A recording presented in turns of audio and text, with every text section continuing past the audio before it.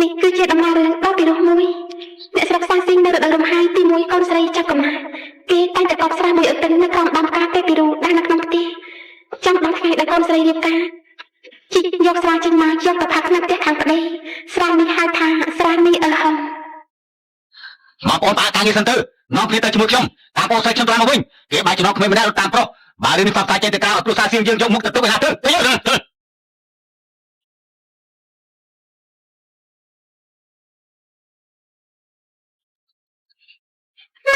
ស្រានេះខ្ញុំអាចផាក់បានទេមិនបានទេនិយាយរបស់កូននិយាយថាស្រានេះហំនេះត្រូវតែចាំដល់ពេលដែលម៉ែរៀបការណាដល់ពេលណាទៅម៉ែរៀបការគឺថ្ងៃនេះណាឪពុករបស់កូននិយាយឲ្យលើកនេះគាត់ប្រកាសជានាំយើងទៅចាំទៅចាំទៅក្រោយលើកតារត់នេះមិនឃើញតែក្នុងរោងមួយទៀតមកទៅចាំក្នុងរោងមួយទៅចាំទៅ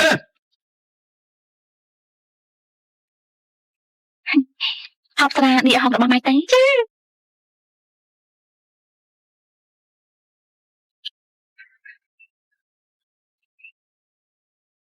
អីវីក្រេស្នែងទៅណាហើយ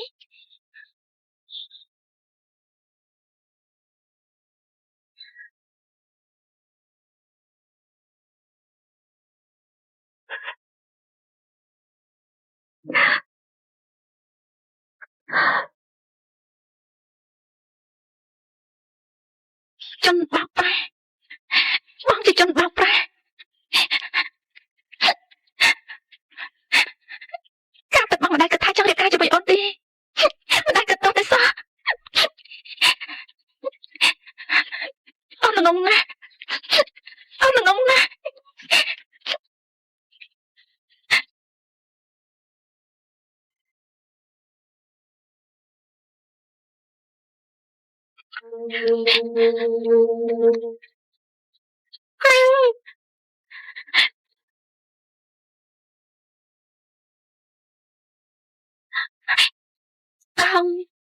អត់ទៅទៀតកូនត្រឡប់ទៅផ្ទះវិញទៅរកអ៊ំប្រុសកូនទៅបានទេហើយក្រែងអ៊ំប្រុសចង់មកចាប់ពួកយើងឲ្យត្រឡប់ទៅវិញហ៎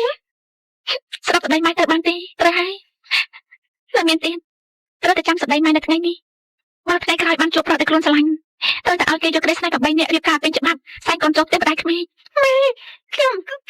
ស្ដាប់មិនយល់ទេអហំត្រូវចាំពីពាក្យដែលម៉ែបាននិយាយ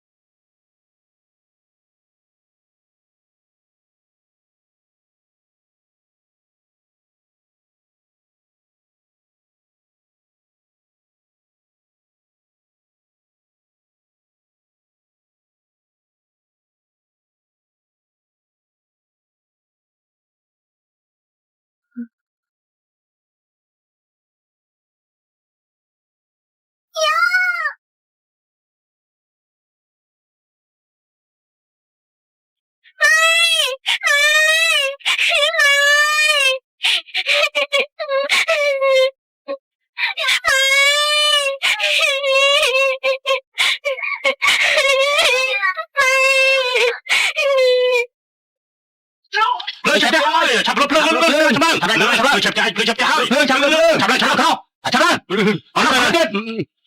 មកជួយគ្នាអើលើនេះបាច់ហាសាតកូនជាអ្នកធ្វើហើយគេចង់ទីហាសារបស់យើងហ៊ានមកលួចដុតផ្ទះយើងផងឆាប់រត់ទៅអានោះ